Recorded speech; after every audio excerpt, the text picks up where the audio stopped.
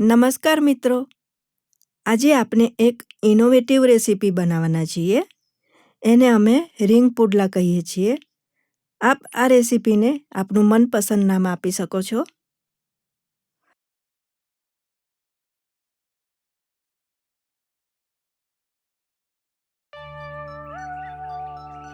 નમસ્કાર મિત્રો, good morning.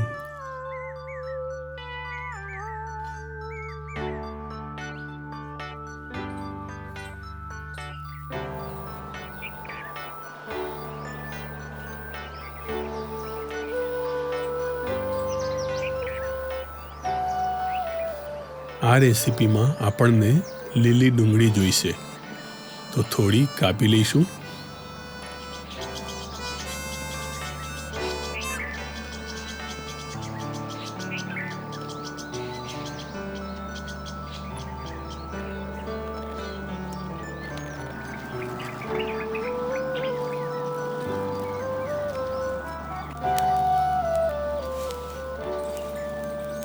મકાઈને છોતરા સાથે શેકવાથી દાણા ડ્રાય નથી થઈ જતા.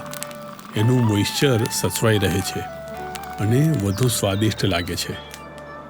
આપ ગેસ પર પણ આ જ રીતે શેકી શકો છો.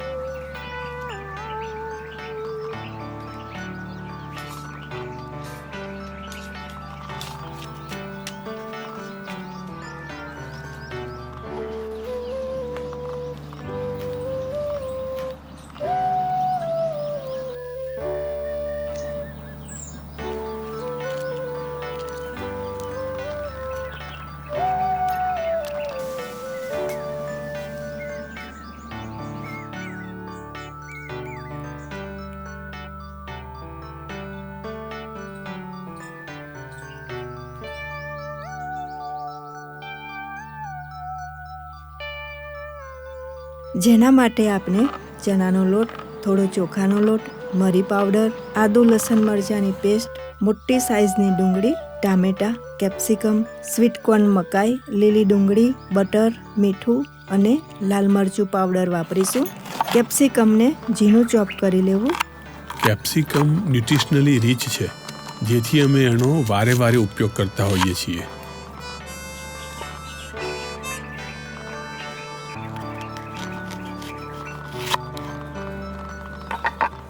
ડુંગળીને આ રીતે કાપીને મોટી મોટી રીંગ કાઢી લઈશું.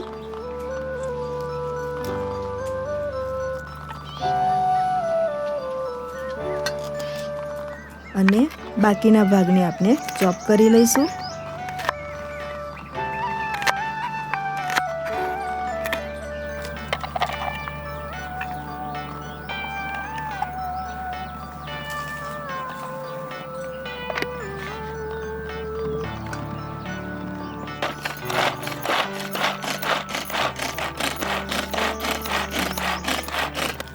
લીલી ડુંગળી પણ ઝીણી ઝીણી ચોપ કરી લઈશું.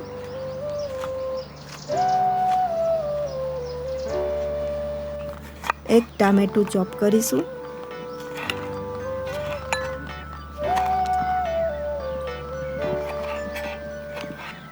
આદુ લસણ મરચાં ચોપ કરીશું.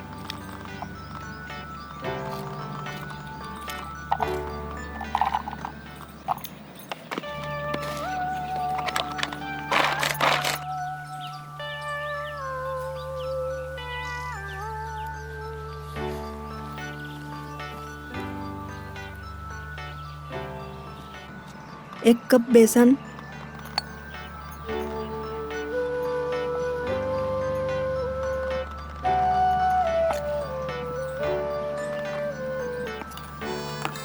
બે ચમચી ચોખાનો લોટ,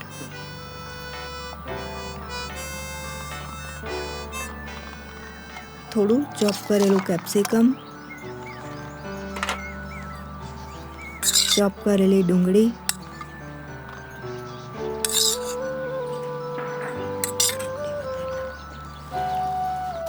લીલી ડુંગળી,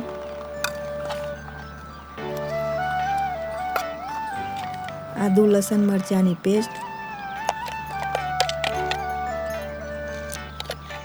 કટિંગ કરેલું ટામેટું, એક ચમચી મરી પાવડર, સ્વાદ મુજબ મીઠું,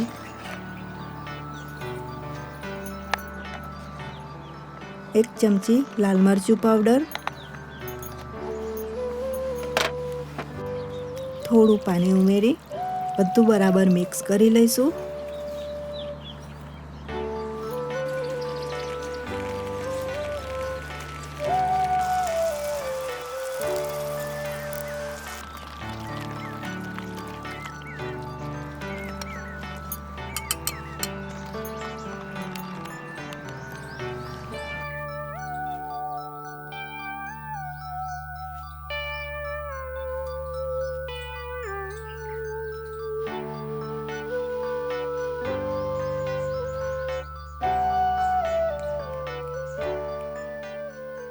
ફ્રાય પેન ગરમ થાય એટલે બટર લગાવી ડુંગળીની રીંગને બેટરમાં બોળીને ફ્રાય પેનમાં મૂકી અંદર થોડું બેટર ઉમેરીશું.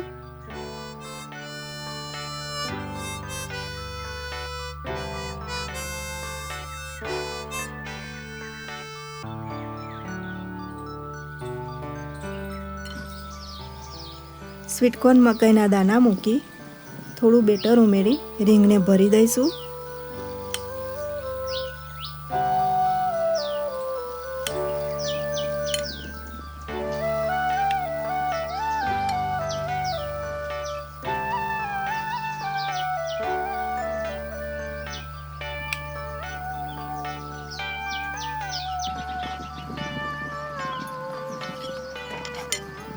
ઢાંકણું ઢાંકી ધીમા ગેસે શેકાવા દઈશું. ગોરસ આંબલીને મોર આવ્યો છે.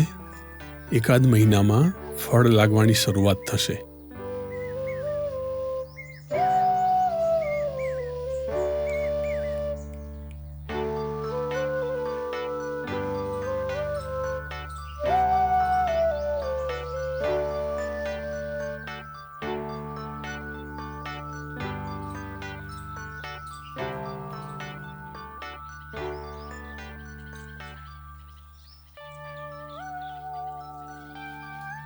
ગોરસ આંબલીના ઝાડની કેનોપી ખૂબ વિશાળ છે.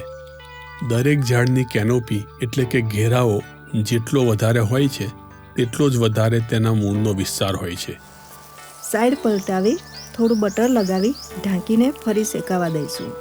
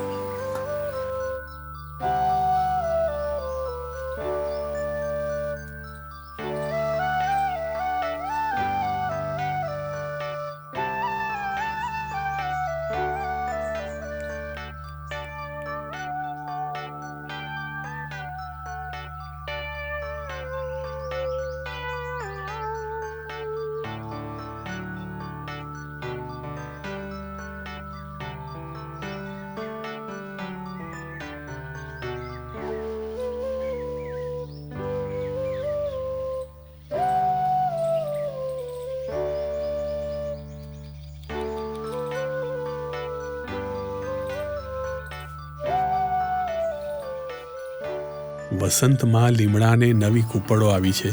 સૂર્યપ્રકાશમાં એનો રંગ આંખે ઉડે એવો લાલ હોય છે.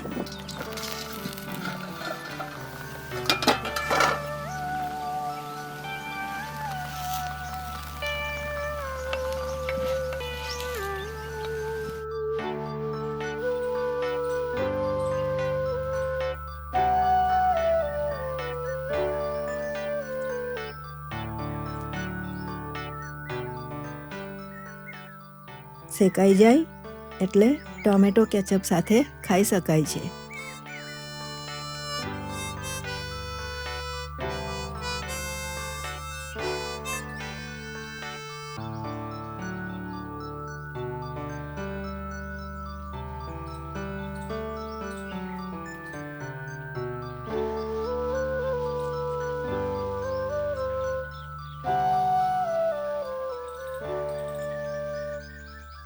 મિત્રો, છેલ્લે અમે શૂટ કઈ રીતે કરતા હોઈએ છીએ એની થોડી ઝલક, અને આ ચારેય શોટ અમે વિડીયોમાં કઈ જગ્યાએ કેટલી સેકન્ડ મૂક્યા છે એ જો કોઈ સાચું જણાવશે અને જેના ચારેય શોટના જવાબ પરફેક્ટ હશે તેનું નામ અમે નેક્સ્ટ વિડીયોમાં જણાવીશું. ધન્યવાદ.